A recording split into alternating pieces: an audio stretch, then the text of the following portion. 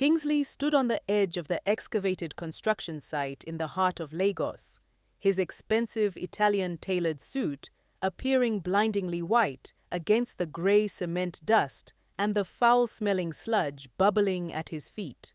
From the height of his position, he lazily watched as two of the closest people to him cleared the clogged sewage system of the facility by hand, bent double in a deep concrete trench. His biological younger brother, Tobi, who was born mute and had not uttered a single sound in his entire life, and his lawful wife, Amaka, whose hands were covered in rough calluses from constant heavy labor. Kingsley did not just give orders, he relished every moment of his absolute supremacy, forcing them to perform the dirtiest, most humiliating work on the site simply to show who was boss. To him, they were nothing but a tiresome burden, nobodies from a remote village, obligated to work off every piece of bread he condescendingly threw to them from his master's table.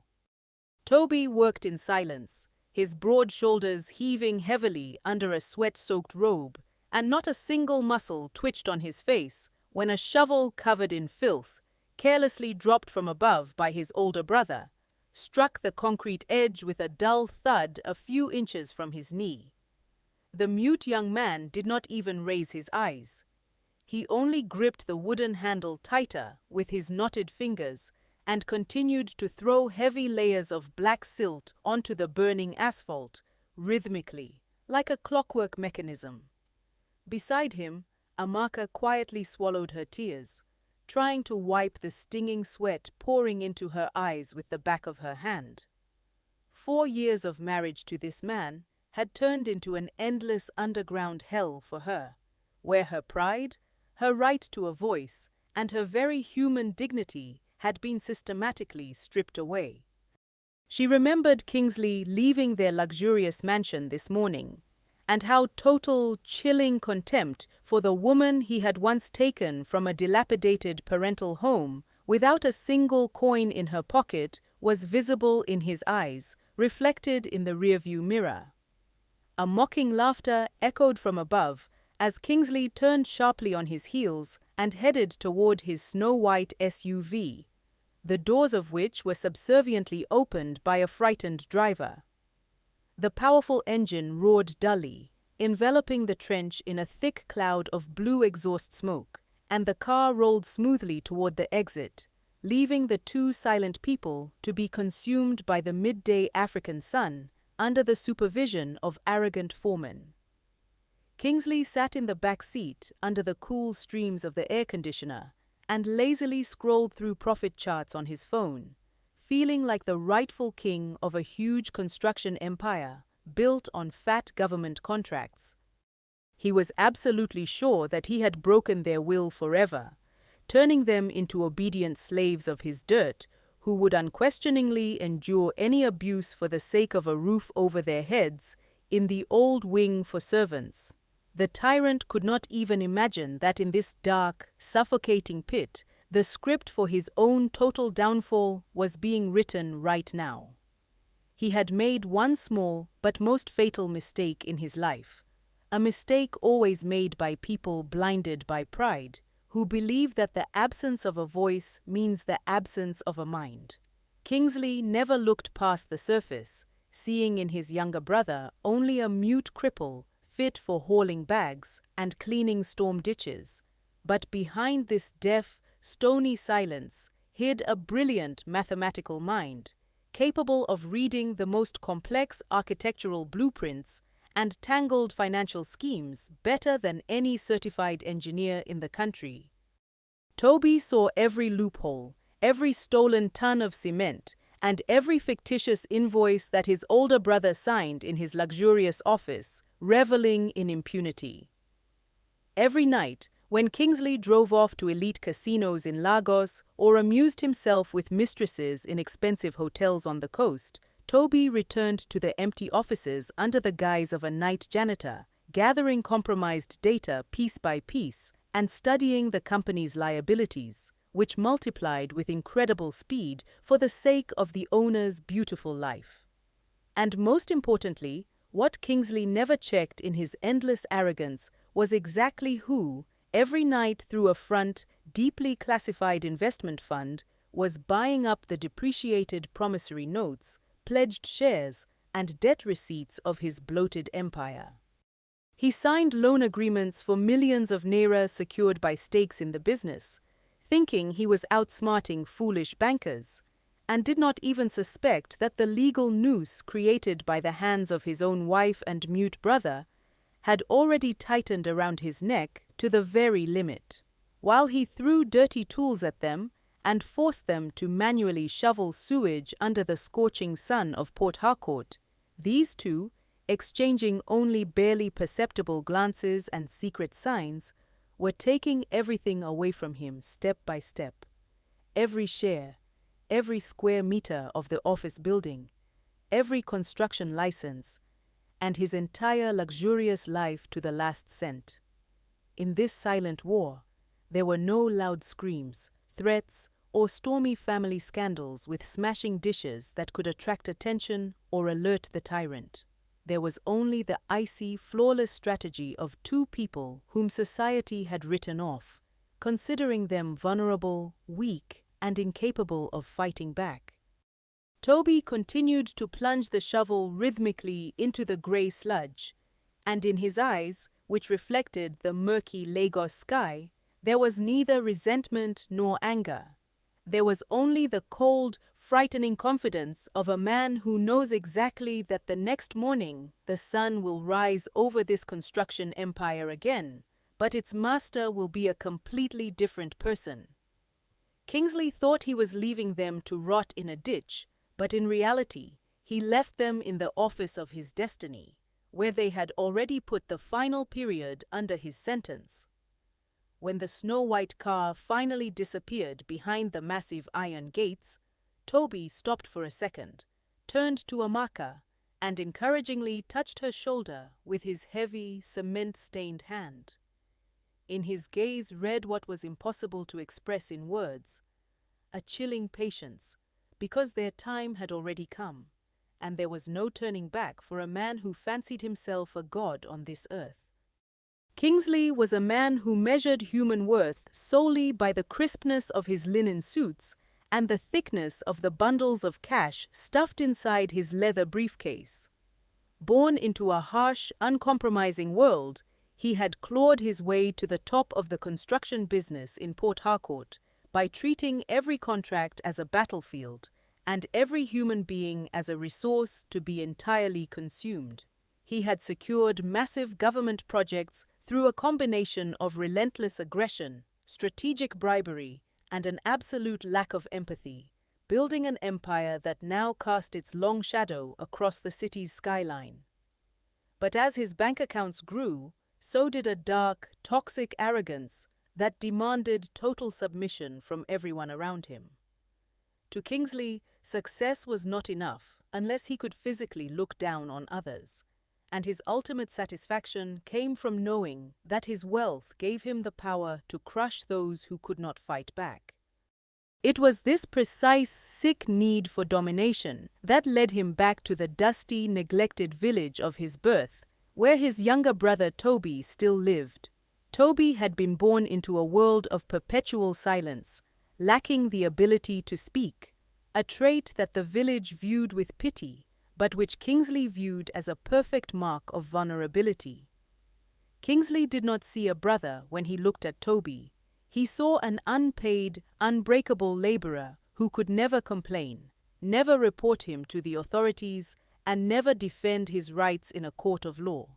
He dragged Tobi out of the village and into the chaotic, sweltering heart of Port Harcourt, under the false pretense of brotherly charity, loudly proclaiming to the extended family that he was saving the poor, useless boy from starvation. Shortly after, Kingsley decided he needed a wife, not out of love, but because a prominent businessman required a silent, obedient ornament to manage his household. He selected Amaka, a young orphan girl from a severely impoverished family who had no powerful relatives to protect her or question his actions. When he married her, He did not offer a partnership or a life of shared dreams. He offered a trap wrapped in the illusion of security. The very moment the brief perfunctory wedding ceremony concluded, the mask of the wealthy savior slipped away entirely, revealing the true, sadistic master beneath. Kingsley immediately structured his life to ensure that both Tobi and Amaka were completely stripped of any legal status or financial independence within his home and his business. He engineered every contract, every property deed, and every bank account to remain exclusively in his own name, treating his wife and brother as mere ghosts who existed only to serve his ambitions. Instead of the comfortable, dignified life he had subtly promised Amaka, he transformed her daily existence into an inescapable, living nightmare. He systematically isolated her from the outside world, confiscating her mobile phone under the cruel guise of protecting her from bad influences, and strictly forbade her from speaking to the neighbors or leaving the heavily guarded estate without his explicit permission. Kingsley firmly believed that a woman with no connections to society would eventually lose her sense of self, becoming a blank slate upon which he could write his absolute commands. But his cruelty reached its most intense, systematic peak on the rough, dusty grounds of his massive construction sites scattered across Port Harcourt and Lagos. Kingsley deeply resented the fact that he had to provide food and a basic room in the servants' quarters for his brother and wife, viewing their very existence as an unnecessary drain on his personal profits. To justify what he loudly called their daily piece of bread, he forced them to perform the most hazardous, physically exhausting, and deeply degrading tasks on the hot concrete slabs. While high-salaried engineers and foreign supervisors stood under wide, shaded umbrellas with cold drinks, Amaka was forced to haul heavy, abrasive bags of dry cement that scraped the skin off her shoulders and filled her lungs with toxic dust. Tobi was routinely sent into the deepest, unventilated foundation pits to dig through stubborn clay and jagged rock for 12 hours straight under the blinding, merciless sun. Kingsley would often arrive at the sites in the middle of the afternoon, intentionally stepping out of his air-conditioned vehicle just to watch them suffer, laughing openly as his wife struggled to lift a heavy iron shovel, or as his mute brother wiped away the sweat mixed with grey cement grime from his burning eyes. He openly referred to them in front of his laborers and business partners as his personal cattle, a pair of brainless, uneducated village fools who would be begging in the gutters of the slums if not for his profound, saintly generosity. The abuse was not merely physical. It was a psychological assault designed to erode their dignity until nothing was left but absolute compliance. Kingsley delighted in creating arbitrary rules just to watch them fail, punishing Amaka by cutting off the electricity to the servants' quarters or withholding food from Tobi if a single tool was misplaced at the end of a grueling workday. He took great pleasure in reminding them every single evening during his loud, drunken monologues that they were absolutely nothing without him, that their names were written on no documents, and that the entire world viewed them as worthless junk. Amaka spent her nights weeping quietly on a thin mat on the concrete floor, her body aching from the relentless labor, and her mind shattered by the realization that she was locked in a fortress of absolute tyranny. She looked at her scarred hands, hands that had once held notebooks and aspired to a university education, and felt a profound, suffocating despair that seemed to have no end. Kingsley would stand over her, his breath smelling heavily of expensive whiskey and fried meat, pointing his finger at her face, and declaring that she was born in dirt and would die in dirt, and that her only purpose on earth was to absorb his anger and clean his mess. Yet it was inside this very crucible of extreme humiliation that a quiet, invisible shift began to take place, a silent alignment of two souls who had been pushed past the brink of human endurance. Tobi, though entirely locked in his world of silence, possessed a sharp, hyper-observant intelligence that Kingsley's profound arrogance completely blinded him from seeing. While his older brother raved and shouted, Tobi watched every movement, noted every financial transaction, and carefully memorized the patterns of the business. One evening, after a particularly brutal afternoon where Kingsley had forced them to manually clear a mountain of sharp, broken glass with their bare hands, Tobi found Amaka sitting alone behind the old, rusting equipment shed. Her spirit was completely broken, her shoulders shaking with silent, exhausted sobs as she stared at the dark ground, ready to give up on life entirely. Tobi stepped quietly into the shadows beside her, his massive, scarred hand gently coming down onto her trembling shoulder, with a warmth that she had not felt in years. When she looked up, expecting to see the usual fear or defeat, she was startled by the intense, burning light of absolute determination shining in her brother-in-law's eyes. Tobi did not have a voice, but his hands and his movements possessed a profound, undeniable eloquence that transcended spoken language. He reached into his soiled pocket and pulled out a small, tattered bundle of old papers, smoothed them out carefully on the dirt floor, and held them under the faint, amber glow of the distant site security light. Amaka wiped her eyes and leaned closer, realizing with a sudden shock that these were old, legal land documents and corporate certificates belonging to their deceased father. Papers that Kingsley claimed had been lost in a fire years ago. Tobi's fingers moved with precise, deliberate grace as he pointed to their father's signature, then to his own name, and finally to Kingsley's name, shaking his head with a cold, definitive expression that left no room for doubt. Through these gestures, he revealed to Amaka the original lie upon which Kingsley's entire building empire was founded. The company had not been built by Kingsley alone. It had been stolen from their father's estate, while Tobi was too young to fight back and too silent to cry out for justice. Tobi then looked directly into Amaka's eyes, holding her gaze with a fierce, magnetic intensity that seemed to pierce through the thick layer of her despair. He knelt on the rough ground, extended a single, dirt-encrusted index finger, and drew a large, perfect circle in the dark soil between them. Amaka watched in absolute silence, her breath catching in her throat as Tobi slowly filled the center of the circle with a dense pile of dry, gray cement dust, packing it down until it formed a solid, heavy mound. Then, with a sudden, powerful motion of his palm, Tobi struck the very base of the dirt surrounding the circle, causing the loose ground underneath to slide away completely, which instantly made the heavy mound collapse in on itself, turning into a shapeless, chaotic heap of dust. He looked up at her, his face completely expressionless, but his eyes burning hotter than before, and pointed his finger first towards the glittering lights of Kingsley's distant luxury office building, and then directly down into the collapsed dirt at their feet. The message was as clear, as sharp, and as undeniable as a lightning strike in a dark sky. A man who builds his house on the tears of his own blood is building on a foundation of loose sand.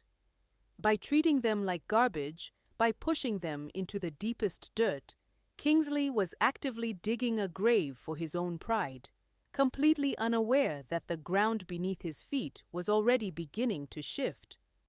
Tobi reached out, took Amaka's rough, blistered hand in his own, and squeezed it with an immense, steady pressure that felt like an unbreakable vow. He was telling her that they would no longer just endure the pain. They would use the very dirt Kingsley threw at them to build a quiet, invisible foundation directly under his feet. A foundation that would eventually rise up to swallow his entire empire whole, leaving the tyrant with nothing but the empty air he shouted into. As the construction empire expanded, Kingsley's lifestyle mutated into a grotesque display of unbridled greed and overnight wealth. He abandoned the last remnants of caution, drowning himself in the elite neon-lit underbelly of Lagos, where money was burned just to prove it could be. He began spending his nights in exclusive VIP lounges and underground casinos along the coast, throwing away millions of naira on a single roll of the dice, while his mistresses draped themselves over his expensive tailored shoulders. To fund this insatiable appetite for luxury, Kingsley resorted to massive, highly illegal financial maneuvers right under the noses of his contractors. He systematically orchestrated the theft of premium cement, structural steel, and high-grade construction materials from major government-funded projects, replacing them with cheap, hazardous substitutes, while pocketing the massive difference in cash. But his most dangerous game was played with shadowy criminal supply networks and back-alley financiers. Wrapped in arrogance and often completely intoxicated, Kingsley began signing shady short-term promissory notes and high-interest debt vouchers, recklessly putting up significant blocks of his company's stock as collateral, firmly believing his political connections would always shield him from any real consequences. He never suspected that every single time he signed a fraudulent invoice or slipped a bribe across a mahogany table, a silent shadow was documenting the entire transaction with surgical precision. Tobi, whose official job was to sweep the dust and empty the trash bins of the corporate headquarters long after the regular staff had gone home, possessed an invisible master key to the kingdom. Every single night, while the building fell dead silent, and Kingsley was miles away wasting fortunes, Tobi would quietly step into the executive suites under the dim glow of his cleaning cart. With calm, steady hands that never shook, the mute brother systematically extracted secret ledger books, hidden offshore banking statements, and copies of the illicit supply contracts from the safe, using a hidden smartphone to take crystal-clear photographs of every piece of incriminating evidence. Tobi understood the complex language of corporate fraud better than the high-priced lawyers Kingsley employed. He meticulously mapped out his brother's entire financial vulnerability, tracking every single decaying asset and every over-leveraged share of stock that Kingsley was casually abandoning in his pursuit of pleasure. Simultaneously, Amaka was executing her own critical part of the silent operation from within the walls of her deep isolation. Utilizing old, deeply trusted academic connections from her university days before Kingsley had stripped her of her freedom, she managed to establish a discreet, legally bulletproof channel with an elite, highly professional corporate attorney in the city. Through this secret alliance, she officially registered a private, completely anonymous investment vehicle under the deceptive name of the Silent Light Fund. This fund was deliberately structured through multiple layers of shell companies to ensure that Kingsley's internal auditing team could never trace the true identity of its owners. Every time Kingsley fell into a deep gambling debt at the casinos or faced an immediate cash crunch from a criminal supplier, the Silent Light Fund would step into the shadows, quietly and aggressively buying up his defaulted promissory notes and foreclosed corporate shares for absolute pennies on the dollar. Kingsley thought he was merely exploiting desperate, nameless lenders to fuel his lavish lifestyle, completely blind to the reality that his own abused wife and mute brother were systematically purchasing his empire piece by piece out of the very pocket change he threw on the floor. The tension within the mansion and the office grew thick, heavy, and suffocating as the secret financial trap neared its absolute breaking point, with Kingsley becoming increasingly volatile, paranoid, and violently aggressive as his debts began to pile up behind the scenes. The absolute climax of this silent, terrifying game occurred on a rain-drenched Thursday night, around 3 o'clock in the morning. inside the pitch-black executive wing of the headquarters.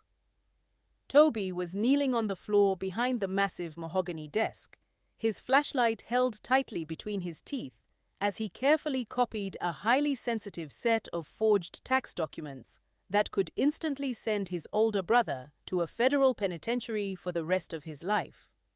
Suddenly, the heavy glass double doors of the main lobby burst open with a violent crash, followed by the heavy, uneven footsteps of an incredibly drunk and visibly enraged Kingsley, who had just lost an astronomical sum of money at a Victoria Island casino. Kingsley was shouting obscenities into his phone, slamming his leather briefcase against the walls as he stumbled blindly down the corridor directly toward his private office, his bloodshot eyes scanning the darkness for anything to take his immense frustration out on. Tobi froze instantly, his heart hammering violently against his ribs as the heavy footsteps grew closer and closer, the bright beam of Kingsley's phone flashlight slicing through the dark office and illuminating the very edge of the desk where the stolen documents were still spread out in plain sight. If Kingsley took 3 more steps into the room, he would find his mute brother holding the absolute proof of their secret conspiracy, and the entire multi-million-dollar operation would be instantly destroyed in a flash of violent retaliation. Tobi slowly slid beneath the heavy mahogany frame, pressing his large body flat against the cold floor, holding his breath as the scent of expensive whiskey and stale sweat filled the air around him.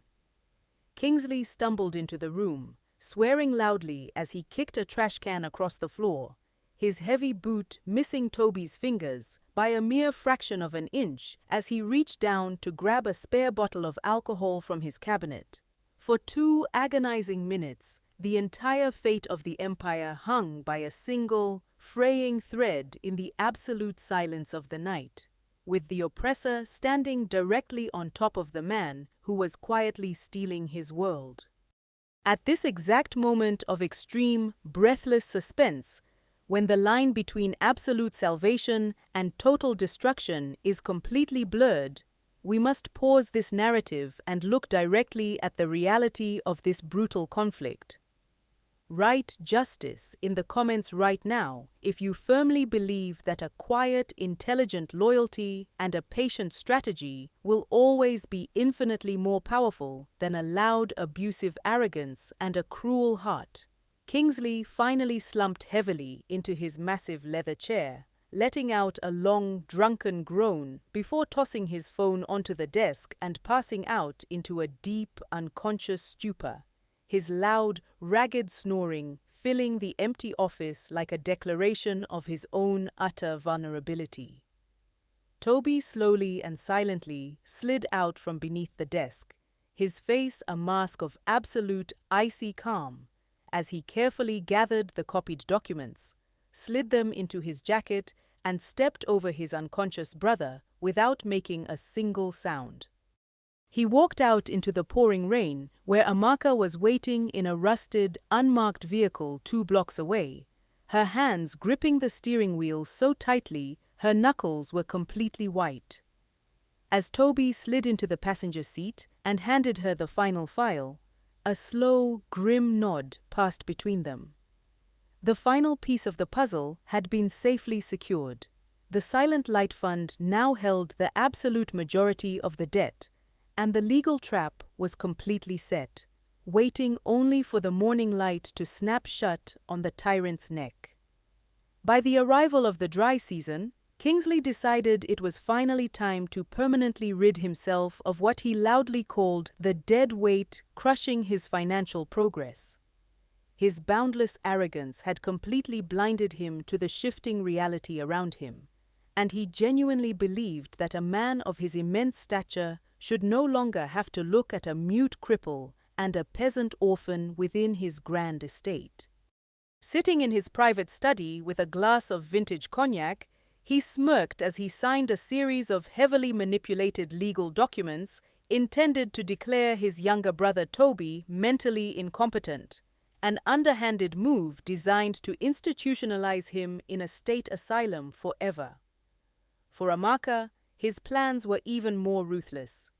He had already instructed his security guards to pack her few meager belongings into trash bags and throw her onto the sweltering streets of Lagos without a single naira to her name. Kingsley felt an overwhelming sense of absolute victory as he prepared for the following morning, having called an emergency meeting of the board of directors and the city's most prominent institutional investors. He intended to publicly announce his sole, undisputed ownership of the construction empire and celebrate the signing of a massive new multi-billion naira coastal development contract that would cement his legacy forever. The executive boardroom on the top floor of the glittering Lagos headquarters was filled with the heavy scent of expensive cologne, rich mahogany, and pure financial power as the city's elite gathered around the massive conference table. Kingsley sat at the absolute head of the room, his chest puffed out beneath a bespoke three-piece ivory suit, his fingers adorned with heavy gold rings that caught the morning light as he laughed loudly with his chief financial officer.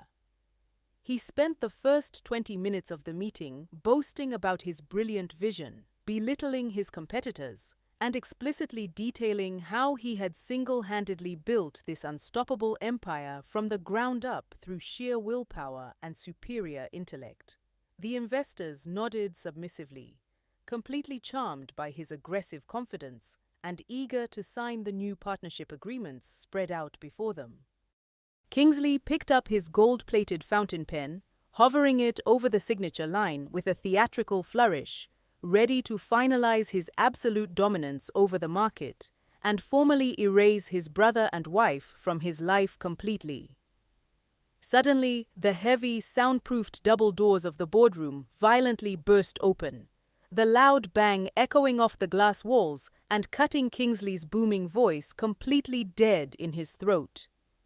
The entire room turned in absolute shock as two figures stepped over the threshold, completely shattering the atmosphere of wealthy compliance that Kingsley had so carefully constructed. It was Amaka and Tobi, but they were entirely unrecognizable from the filthy, broken laborers who had been forced to clear the suffocating sewage lines just weeks prior. Amaka walked with an incredible, commanding grace, wearing a perfectly tailored, sharp navy blue power suit, her head held high and her eyes burning with an icy, calm intelligence that stunned the entire room. Beside her stood Tobi, looking like a towering monument of absolute authority in a bespoke charcoal Italian suit, his broad shoulders squared and his face a mask of impenetrable, cold determination. They were not alone. They were flanked by a formidable team of senior federal auditors, forensic accountants, and uniformed judicial marshals carrying heavy leather cases filled with certified legal decrees. Kingsley's face instantly twisted into a deep purple mask of pure rage as he slammed his gold pen onto the mahogany table, jumping to his feet so violently that his heavy leather chair crashed backward onto the floor.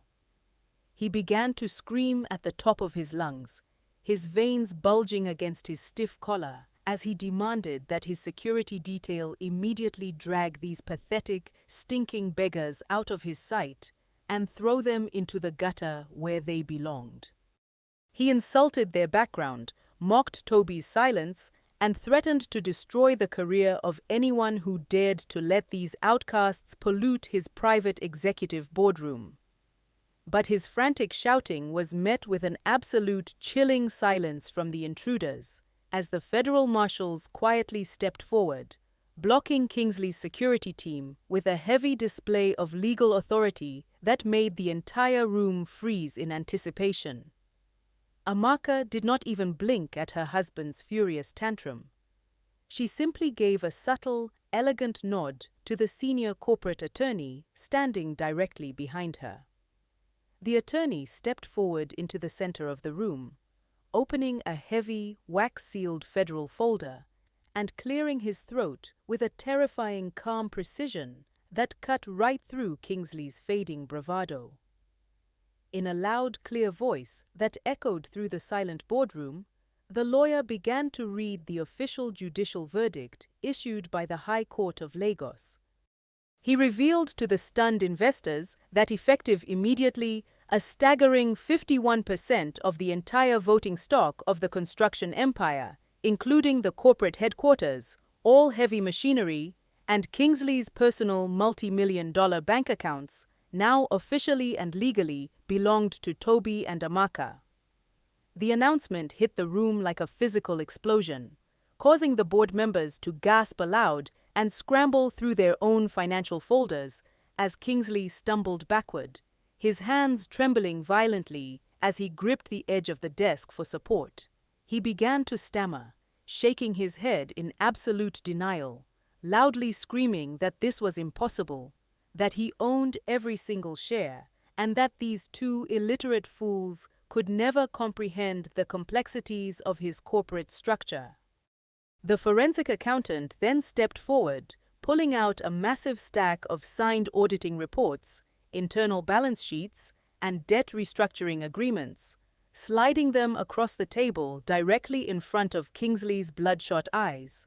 The lawyer coldly explained the precise, brilliant trap that had been quietly engineered right beneath the tyrant's feet by the people he had physically degraded.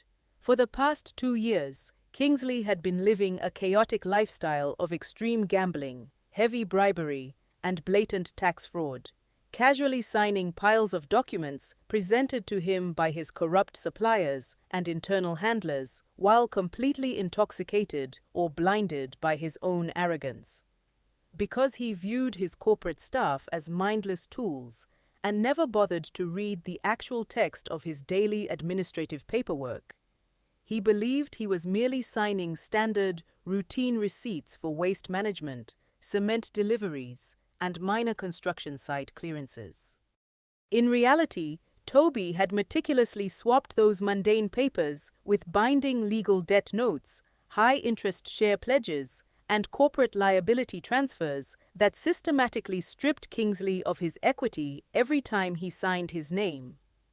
The Silent Light Fund, entirely financed by the stolen inheritance of Tobi's father, and the aggressive accumulation of Kingsley's defaulted casino debts, had quietly bought up every single piece of this liability for absolute pennies on the dollar. Kingsley had literally signed away his entire life's work with his own gold pen, thinking he was too powerful to ever be checked, completely unaware that his mute brother was documenting his fraud while his wife was legally weaponizing his staggering debts. The lawyer turned the final page of the decree, looked directly at the trembling businessman, and stated that due to systemic tax evasion and the massive falsification of government contract data, Kingsley was being immediately removed from the board of directors, stripped of all executive powers, and placed under active federal investigation. The multi-billion naira empire he had built on cruelty, deception, and the absolute destruction of human dignity had completely vanished from his hands in a matter of minutes, leaving him utterly naked before the very people he had treated as garbage. Kingsley collapsed heavily onto his knees right in the middle of the luxurious boardroom floor, his hands desperately clawing at the polished mahogany table as the reality of his total ruin crashed down upon his shoulders. The cold, suffocating silence of the room was broken only by his ragged, hysterical breathing as he looked up at the stone-faced board members who had just witnessed his complete stripping of power. He turned his bloodshot, wild eyes toward his younger brother, pointing a trembling, sweat-slicked finger at Tobi's face and letting out a high-pitched, desperate shriek that echoed off the glass walls. He began to scream that this entire situation was a fraudulent setup, that a brainless, mute cripple who couldn't even speak his own name was completely incapable of executing a corporate takeover of this magnitude. Kingsley spat out accusations of grand theft, corporate espionage, and illegal manipulation, desperately begging the federal marshals to arrest the two outcasts standing before him.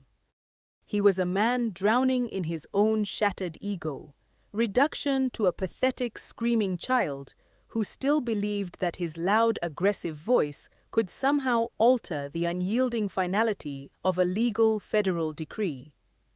Amaka stepped forward smoothly, her sharp high heels clicking with terrifying precision against the marble floor as she closed the distance between herself and the broken man, kneeling in the dirt of his own making. She looked down at him with an icy, unblinking glare that contained no anger, no hatred, and absolutely no mercy, only the profound, absolute indifference of a judge delivering a long-awaited sentence.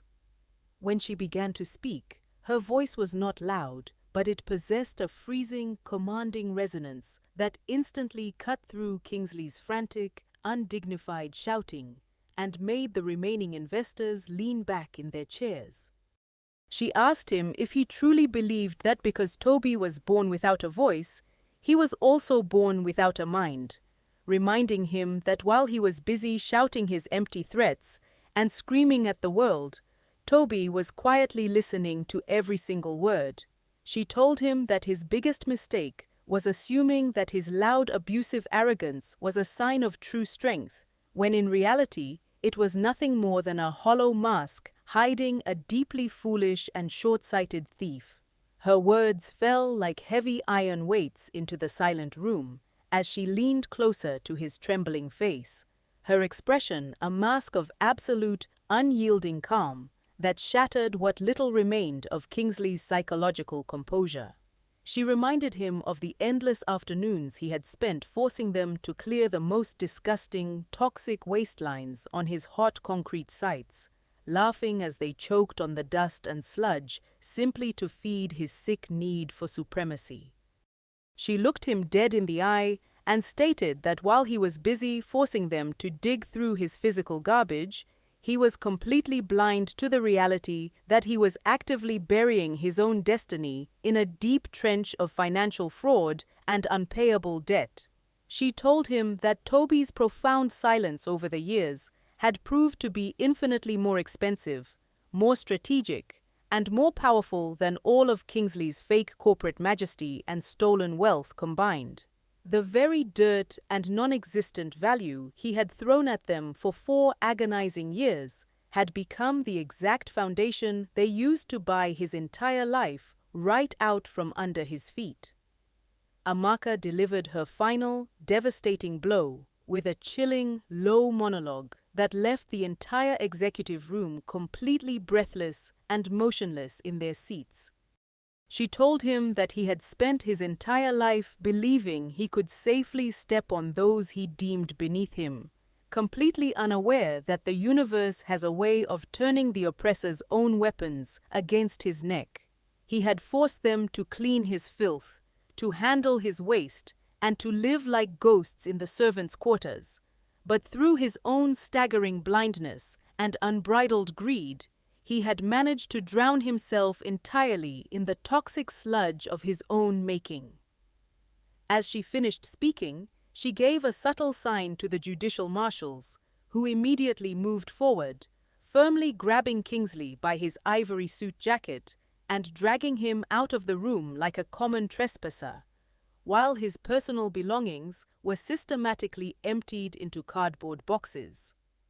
The heavy boardroom doors closed behind him with a definitive, thudding click, signaling the absolute end of his reign and the complete, silent birth of a brand-new corporate era.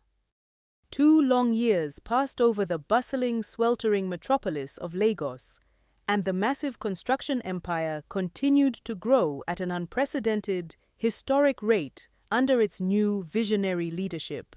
Tobi had completely transformed the business, expanding into multi-billion-dollar international infrastructure developments and earning the absolute, unyielding respect of the global financial elite. He sat in his magnificent, high-rise executive suite overlooking the harbor, a man who still never uttered a single spoken word, but whose brilliant mind directed thousands of workers through incredibly precise, rapid hand gestures and electronic commands.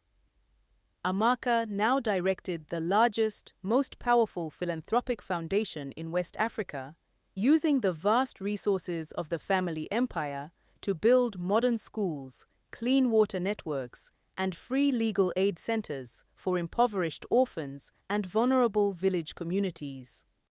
Their names were now synonymous with true, quiet dignity, an unbreakable partnership that had risen out of the deepest systemic humiliation to redefine the entire meaning of wealth and justice in the country. The story reached its absolute poetic completion on a blindingly hot, dusty afternoon on the exact same major construction site where the initial degradation had taken place 2 years prior. A massive, roaring fleet of black, armored representative vehicles with dark-tinted windows and private security escorts slowly pulled onto the gravel lot, throwing up thick clouds of dry gray cement dust into the sweltering air. Inside the trenches of that very site, a man was currently bending double under the weight of a filthy, heavily stained rough burlap sack filled with dry concrete mix. It was Kingsley, his face completely hollow, his skin severely darkened and cracked by the unforgiving sun, and his frame clothed in a tattered, oil-stained laborer's uniform that smelled heavily of sweat and cheap kerosene. Having lost his wealth, his homes, his cars, and his elite standing due to multiple federal fraud convictions and total bankruptcy, he was now forced to work as a low-level, manual day laborer on the very properties he once claimed to own. His hands, which had once worn heavy gold rings, were now covered in deep, bleeding cracks as he struggled to lift the crushing weight of the materials. The lead representative vehicle, a magnificent, custom-built luxury sedan that gleamed like polished obsidian under the midday sun, smoothly and silently came to a complete halt just a few feet away from the deep trench where Kingsley was working. The heavy engine idled with a low, menacing purr that seemed to vibrate right through the concrete floor, causing all the site supervisors and laborers to immediately freeze and stand at absolute attention out of sheer respect. Kingsley slowly wiped the burning, salty sweat from his bloodshot eyes with the back of his rough sleeve, looking up at the vehicle through the thick cloud of dust as the heavy rear window began to slide down with a faint, mechanical hiss. Behind the dark, bulletproof glass sat Tobi, looking impeccably sharp and immensely powerful in a crisp tailored suit, his calm, deep eyes looking directly out at his older brother. The two brothers locked eyes for 3 incredibly long, heavy seconds, a breathless pocket of absolute silence amidst the roaring machinery of the massive industrial site. There was absolutely no hatred, no mockery, and no triumphant laughter visible on Tobi's face. His expression was completely unreadable, a stone monument of absolute detached calm that was infinitely more terrifying than any verbal insult. He did not say a single word, he did not make a single gesture, and he did not throw a shovel into the mud. He simply looked at the broken man who had once tried to destroy his life, acknowledging his existence with a cold, definitive stare. Tobi slowly raised his hand, signaling his private driver with a single, slight motion of his fingers, and the heavy, dark window smoothly rolled back up, sealing him away into his world of absolute power and immense silence. The luxury vehicle accelerated smoothly, its heavy tires kicking up a final, suffocating wave of grey cement dust that washed completely over Kingsley's face and tattered clothes as the convoy disappeared into the distance. Kingsley stood there entirely alone in the blinding heat, choking on the dust of the empire he had lost, completely crushed by the realization that the brother he had tried to bury was now the sole master of his entire world. Never spit into the well from which you will eventually be forced to drink, when the great, unyielding drought finally settles over your life. The very person you aggressively hold beneath your feet today, out of pure, short-sighted arrogance, may tomorrow become the absolute, only one who holds the strings to your entire existence. Human pride is nothing more than a temporary vapor, a fragile illusion that can be completely shattered by the quiet, patient strategy of those who know how to suffer in silence while waiting for their time to strike. True power does not belong to the one who screams the loudest or demands submission through cruelty. It belongs to the one who can quietly endure the deepest dirt, master the complex language of the enemy, and build an invisible legal fortress right under the oppressor's feet. When the morning finally comes, and the illusions of grandeur completely fade away, the tyrant will always find himself drowning in his own choices, while the outcast stands tall as the rightful king of the empire.